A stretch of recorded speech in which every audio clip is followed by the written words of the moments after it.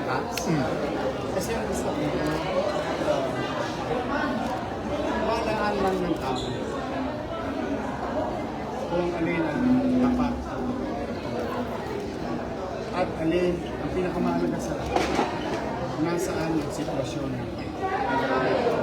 Kasi ang daming tanong ng taong bayan, bakit hindi na babayaran ng baso? Budgeted na. May iba. And so on. Yun ang tinatanong sa akin kung tingnan mo sa Facebook. Kasi na pera. So, hindi ko naman ma-preempt yung sagot ko because I wanted to see it in such a way that I am reporting also to my fellow elected officials. Whether they're in opposition or opposition. Para parents men. In fact, as you can see, wala kayo nakitang akusasyon. It's just, masakit na talaga mapakinggan yung totoo. And you may think of it differently if you're the one, if you're that person. It's nothing to do with personal things. What is important is, mga karaos ba may ilan? Ito problema natin. Masok na July. Sweldo kaya kami.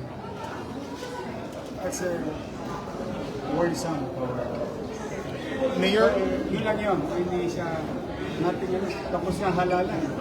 Alam mo, hindi mo na kailangan sirain ng sira. Sort of saying. Parang nothing to gain eh. It's just that malaan lang ng tao. Dito, masaya ng tao. do we have a timeline on the investigation? Kasi syempre, these are... I will give them time, ample time. But my time is now dedicated to resolve the garbage crisis of the city, the fiscal crisis of the city, and programs of governance. So I have committed 2% of our time to go after and make those individuals, if they are found liable or administratively, control the books. But 98% of our time we just focus and make preparations, make programs, plans to address the needs.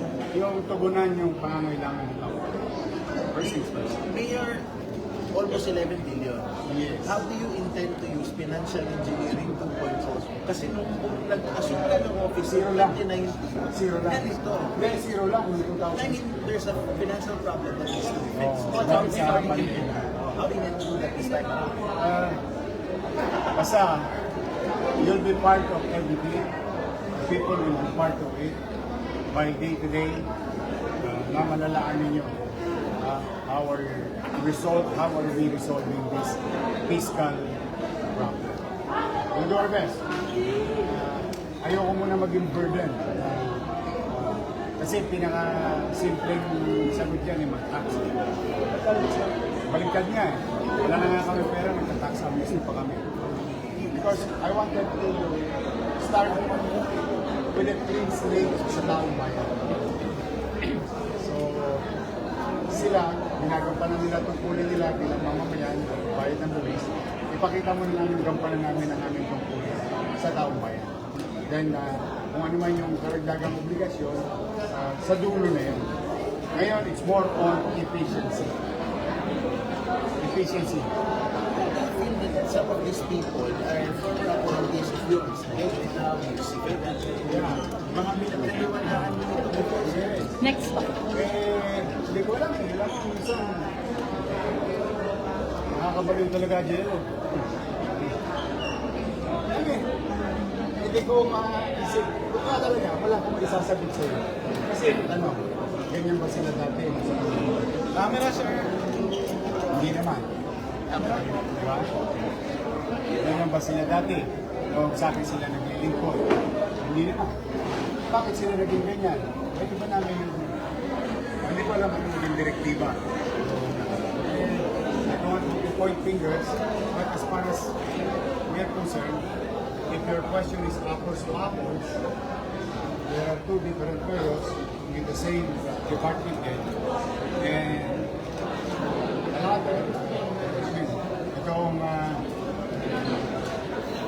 pinasukan niya, nag-iba sila ng college o ng gawain. Last from my end, sir, yung sa basura, sir, diba yung Lionel, kahapon libre. Balik na ba sila? Full time. Eh, depende mamaya. Ayaw kong pangunahan ko lang. Yorme, nabanggit niyo po kanina umaga sa inspection po na in 3 days time, babalik na sa normal yung garbage collection. That is our goal. Based on volume, but volume acquired by the city government, DPS, MMDA, engineering yesterday. But kung makikita mo yung GMA7, nung ini-interview, nag-report siya sa Mariones, nakita mo yung tao, nung nakita yung Yunel, naglabas ng basura sa bahay. So that we still don't know. Kung marami pang basura sa labas ng bahay, sa loob ng bahay ng mga kababayan natin. Kasi panawagan ko kapon, di ba? Pag muna nilang dagdagan, o hindi sila nasa propisyo sa loob muna ng bahay ng basura, yung nasa kalsada kakalawin dito muna. And most of the garbage, the major one, medyo nadali na namin kapon. But we still have to go as far as Esquinita, Avenida, and Boulevard. Throughout the entire city. So, that's the goal. If we arrive there, I don't know. But are we going to pursue our goal? Put extra step? Yes, we will. Ganaan na kami matulog. Kirahin lang namin. Kasi, 3 linggo na yung umiiyak ng taong bayan. Kaya immediately, di ba, after a few minutes, nakasama ko. Pinumpun ko. We will do. We will continue. Okay? Thank you. Mag-ingat kayo, pasensya na. Hindi na kayo. Thank you, Yorme. Thank you.